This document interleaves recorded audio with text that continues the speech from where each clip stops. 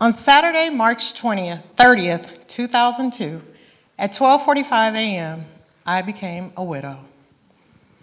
My husband of 7 years was gone. I was 32 years old and left alone to raise our two beautiful daughters, Taylor, who was 7 years old, and Parker, who was only 18 months.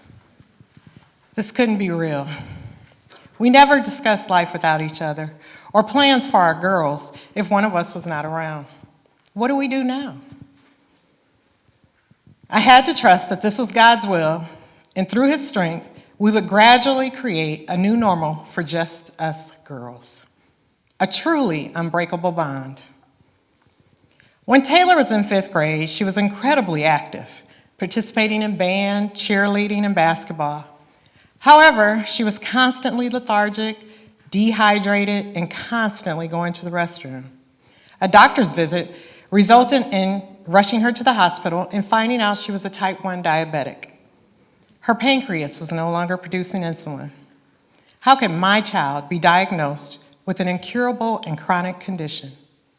How could I, a single mother, working mother, make sure Taylor had the proper care to survive?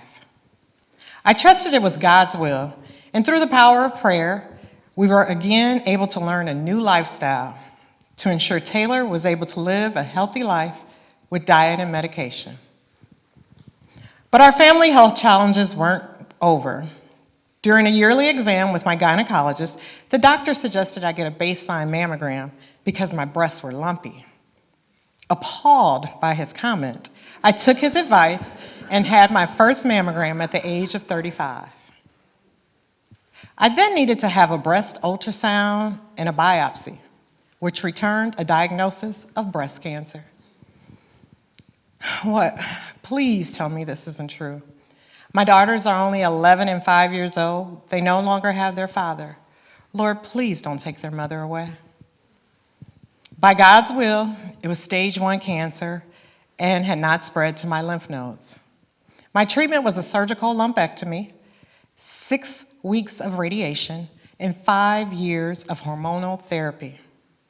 The girls underwent the genetic testing of BRCA1 and BRCA2, and there was no evidence of the gene mutation in either girl. Thank you, Jesus. These blessings only strengthened the bond between me and my daughters. As I was finishing up my hormonal therapy, I met and fell in love with my future husband, Willie. I checked in with my gynecologist about the option of getting a tubal ligation because I was getting married soon and we decided we didn't want any more children. My doctor assured me with my age and the hormonal therapy treatment I completed, it wouldn't be necessary to have the risky surgery. The chances of me getting pregnant were very minimal. I had 2 amazing daughters and a new husband. Life was good. Or so I thought. Now, my character, integrity, and professionalism were being challenged. I had worked for nearly 20 years for the same employer with an exemplary record. I wasn't perfect by any means, but I was knowledgeable, experienced, and passionate about my career. I had just begun to pursue my doctoral degree with the praise of my employer, and I was starting to think that this might allow for some professional growth opportunities, so I privately started looking around for openings.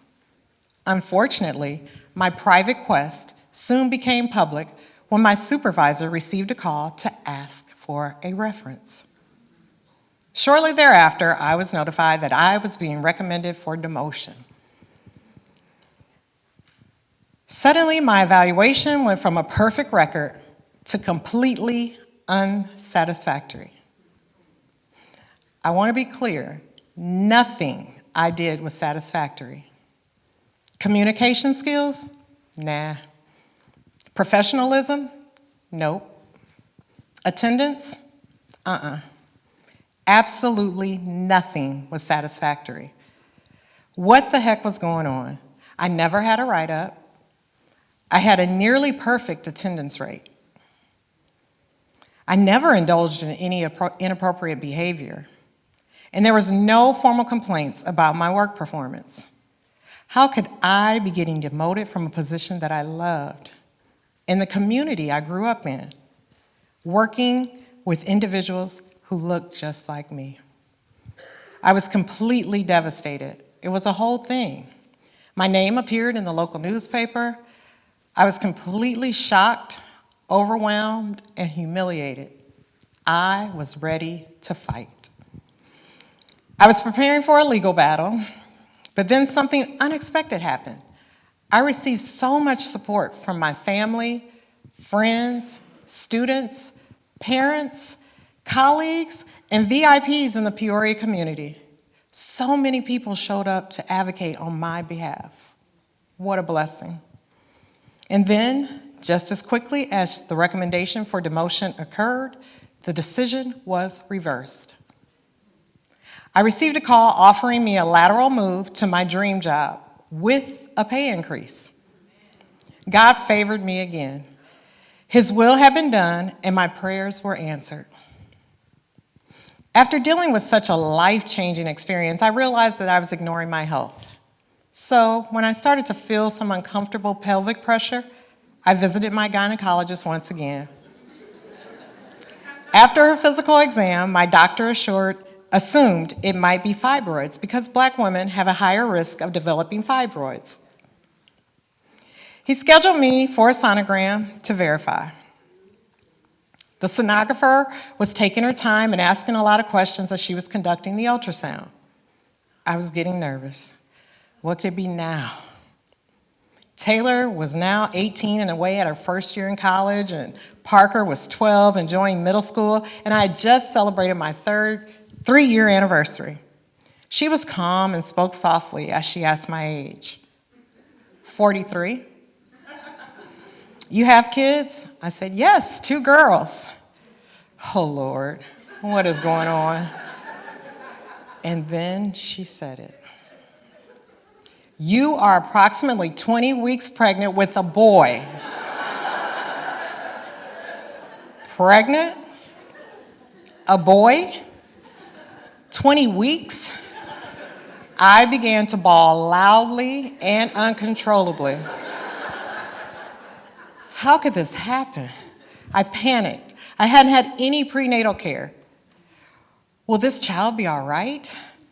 How will this impact my marriage, my girls, my career? So many thoughts and emotions. On January 26, 2013, Willie Barnes Coleman IV was born. My son, who was never expected, who we trusted God's will to be exactly the child who complete our family, who we affectionately named Willie after his father. But we now know he is God's will. The gift I didn't know I needed, but I am happy to have in my life. I continue to be in complete awe of my journey. Being widowed, having a child with an incurable condition, breast cancer, finding love again, having my character publicly attacked, and nearly losing my livelihood, being blessed with a healthy son, receiving my doctoral degree, and even standing before you today. All of these things by God's will. Thank you.